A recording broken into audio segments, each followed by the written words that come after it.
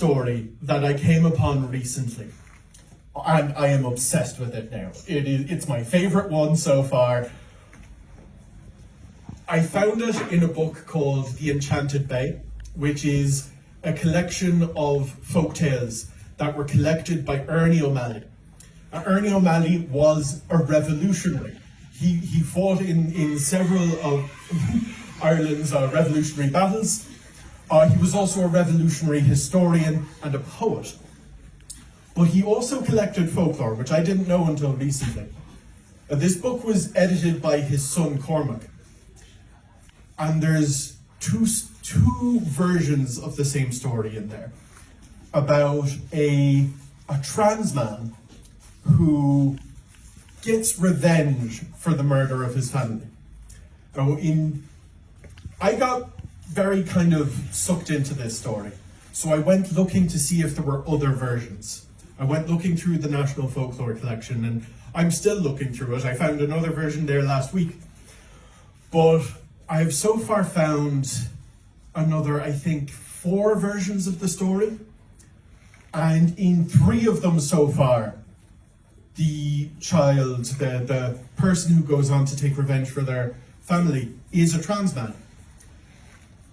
And it's become my favourite one. I'm going to keep looking because I bet there's more versions of it. I've been working on telling this one for the past couple of weeks. So this is my first time telling it in front of a live audience. I imagine I'm going to stumble a little more than I usually do, but here we go.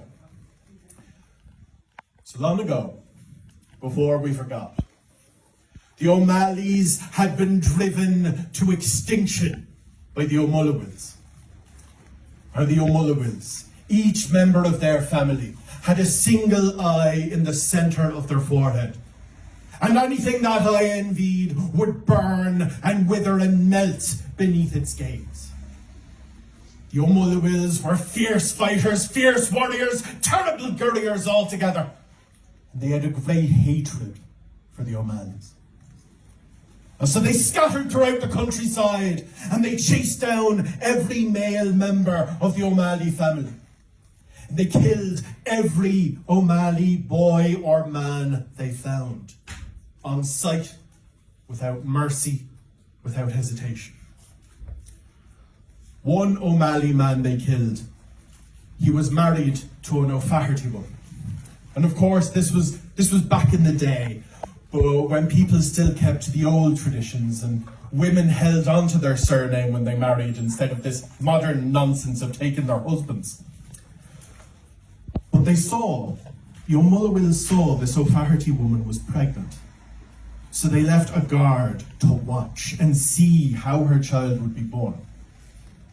1 month later, the child was born a girl. The O'Mullawill guard, he furrowed the one eyebrow above his one eye and he said, "My business here is done. I have no quarrel with you or your girl child." And so he left, leaving the O'Flaherty woman to raise her daughter in peace. But over the next few years, she noticed her daughter becoming quiet, withdrawn, sullen, as if there was some discomfort, some distemper plaguing her. And when her daughter had turned 5, the O'Flaherty woman, she had a dream. In the dream, a voice told her that St. Brendan was down in Kilmena and he had the cure for her daughter. So she took the child to Kilmena and she found St. Brendan. And before she could even explain why she'd come, St. Brendan smiled. He took the little girl by the hand, led her to a well. He picked the little girl up under her arms, lowered her once into the well, pulled the girl out. He lowered her twice into the well and pulled the girl out. He lowered her 3 times into the well and pulled out a young boy. He stood the young boy down on the ground, took him by the hand and led him back to his mother. And he explained to the O'Flaherty woman, "God knew the danger your son was in when he was born, and so he disguised him as a girl to save his life. But he has now given me the power to remove that disguise so that he can live as himself. But if the O'Mullawills find that your son has come into his own, they will not let him live. You need to leave as soon as you can. And so the O'Flaherty woman, she took her son and she left for Scotland. And there she met a man named Bailey. And the two of them fell in love. They had two more sons, both named Bailey. And these three boys, they were the best of friends. They were so tied together by love, by the bonds of the heart. And they were the handsomest boys in the village, and the O'Malley boy, of course, being the handsomest of them all. But while one half of the disquiet that had plagued the O'Malley boy was gone forever, now that he was no longer a stranger to himself, or a stranger to his body, still he was a stranger to his past. Because his mother had never let him hear the name O'Malley. She had never told him about his father. She had never told him about his family, about his people. She had never told him why they had had to leave Ireland so suddenly. And while he was great friends with his two Bailey brothers, still they fought sometimes, as brothers always do. And in one of these fights, one of the Bailey brothers turns to him and he says, "Sure, you're only a nameless bastard anyway." And the O'Malley boy, he falls silent. He goes inside to his mother and he says, "Am I a bastard? Have I no name? Have I no family? Have I no people?" And his mother, she knew some of what her son felt.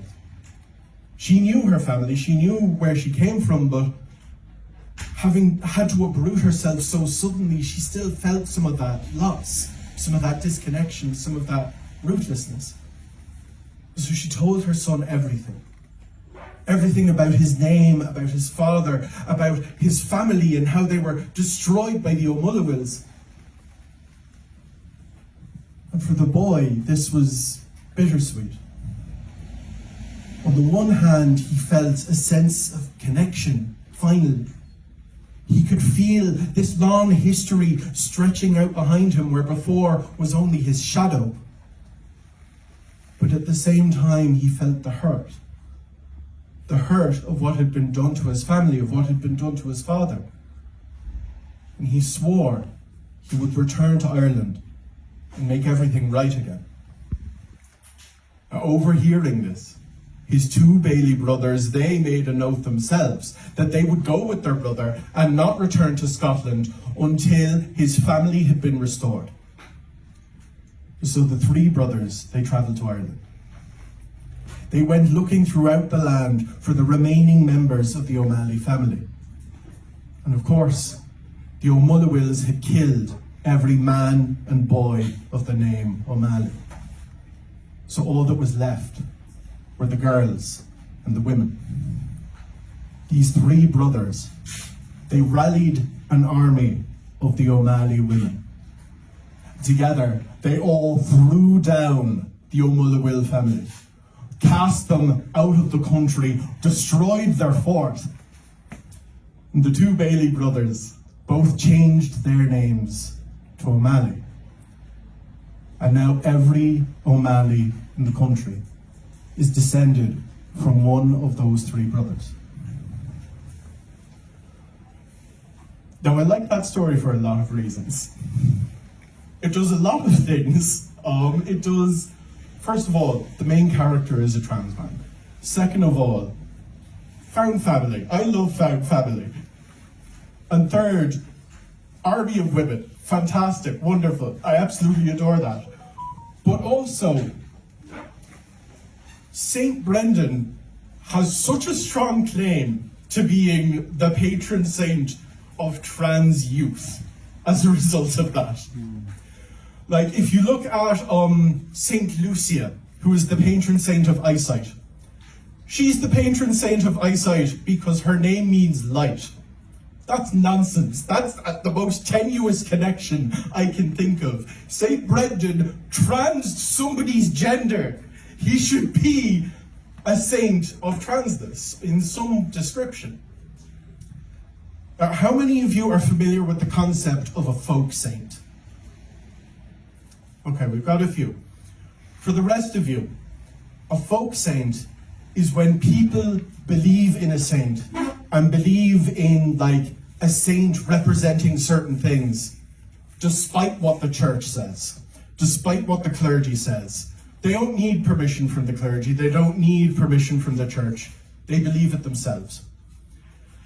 Saint Bridget has become kind of a folk saint of abortion, and let's be honest, she probably started as a folk saint anyway.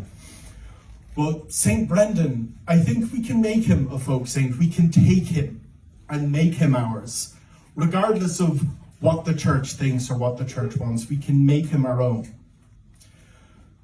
I'm going to keep looking because I'm sure there are more versions of this story, and the one I just told is an amalgamation of the ones I've heard before, but thank you very much for listening.